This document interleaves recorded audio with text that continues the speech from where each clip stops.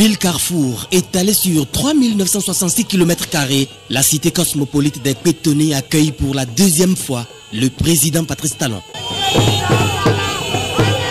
Malgré les efforts des autorités administratives dans la lutte contre la pandémie, les populations se sont fortement mobilisées. Le chef de l'État leur a rendu la politesse, mais il en a profité pour les sensibiliser au port de masque et au respect des gestes barrières. La cité des Pétonniers est reconnaissante des actions engagées au profit de la commune. Grande demeurera la dette de reconnaissance de Djougou pour la célérité avec laquelle vous avez désigné Djougou comme le chef-lieu du département de la Donga.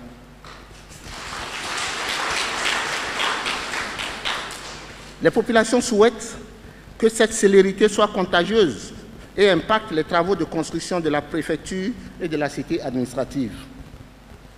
Aussi, ont-elles compris que vous êtes un homme de méthode et que l'asphaltage commencé dans certaines communes les atteindra très bientôt.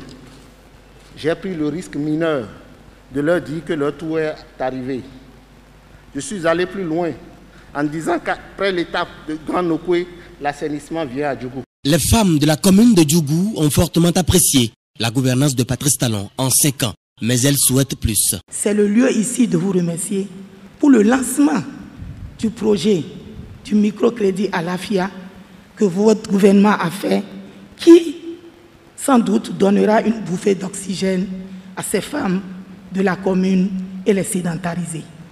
Nous souhaiterions que vous nous aidiez, que vous ayez une attention particulière à ce que ces femmes bénéficiaires de ce programme du gouvernement puissent vraiment être touchées en grand nombre et en montant raisonnable.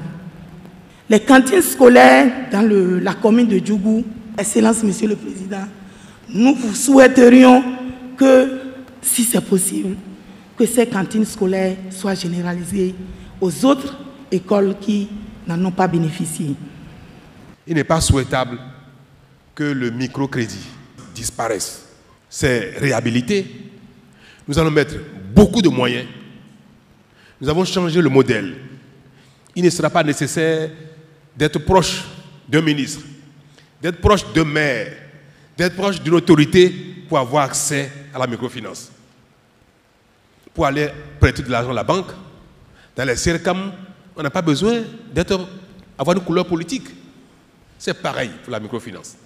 Donc soyez rassurés, chères sœurs de Djougou, l'État a restructuré le modèle, a trouvé une autre façon d'opérer, de vous faciliter la tâche, et l'État a décidé de mettre beaucoup d'argent dans le microcrédit pour vous, mais veuillez rembourser régulièrement pour avoir accès régulièrement pour que d'autres aussi aient accès.